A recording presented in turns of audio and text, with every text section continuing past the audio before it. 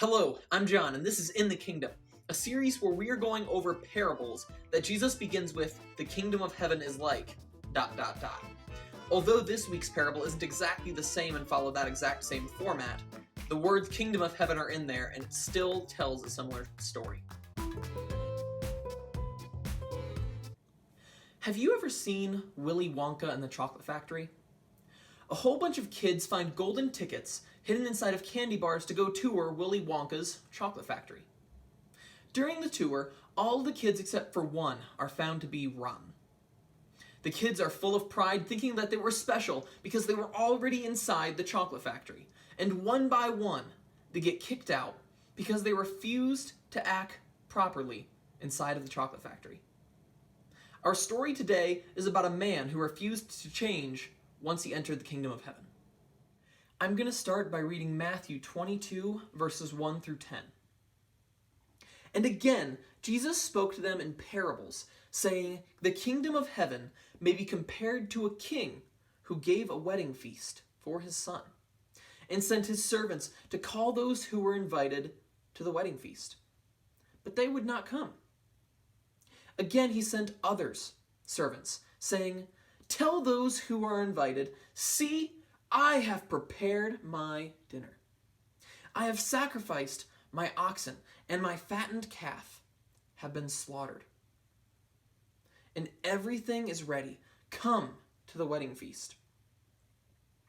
But they paid no attention and went off, one to his farm, another to his business. And while the rest seized his servants, treated them shamefully, and killed them.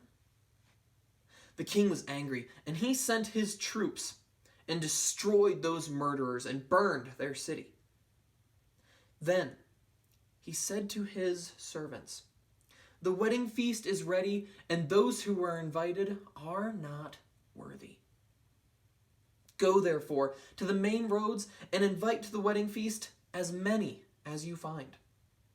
And those servants went out to the roads and gathered all whom they found, both bad and good, so the wedding hall was filled with guests."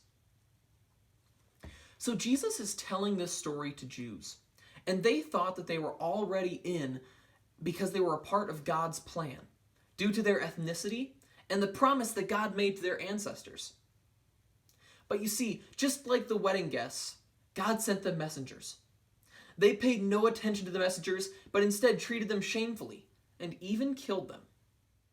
Because they thought that they were automatically in, they did not feel like they needed to live like God asked, and they rejected his prophets. I'd like to call your attention to one more character in this story, the man in verses 11 through 14. So let's go ahead and read that.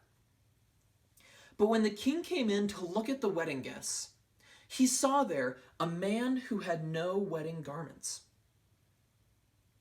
And he said to him, 'Friend, how did you get in here without a wedding garment?' And he was speechless. Then the king said to the attendants, 'Bind him hand and foot and cast him into the outer darkness. In that place there will be weeping and gnashing of teeth. For many are called, but few are chosen.'" This man is just like the others. He felt like because he was already invited to the feast, he didn't need to change. This is not actually about the clothes you wear. Throughout the Bible, changing your thoughts and actions is compared to changing your clothing.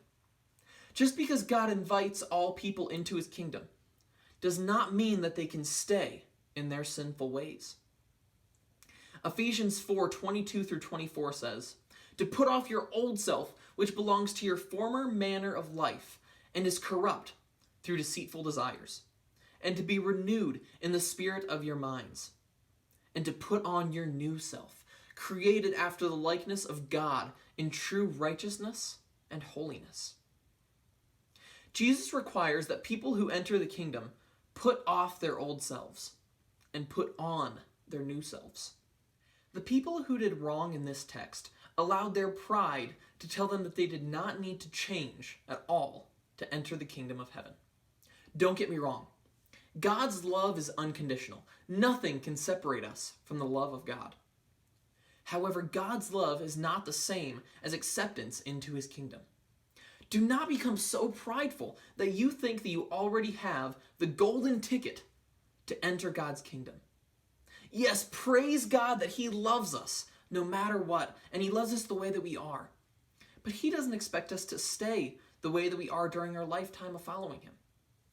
I have had friends who have decided that they love their sin more than they love their obedience to God. They may say things like, God loves me just the way that I am. And this is very true. But God tells us to put off our sinful selves and to put on our new selves. If we truly love God, we will be obedient to him. As you close this video today, I would like you to try and practice putting off your old self and putting on your new self. While you think about ways that you can be more obedient to God, I want you to listen to the song Light Up by Vion Isaac. I'll link it in the description. And ask yourself how God wants you to change. In the Kingdom will be coming to a close soon. But if you want to see more of these devotions, I will be continuing another series after. So subscribe and hit the little bell icon next to the subscription button. So let's close by praying. Dear God, thank you for giving us this opportunity to dive into your word. God, I pray that we do not show up to your feast dressed the exact same as we were when you first called us. God, we know that there's nothing that we can do to earn your love. There's nothing that we can do to earn your salvation. But you do ask us to be changed. And changed, I pray that we are. Amen.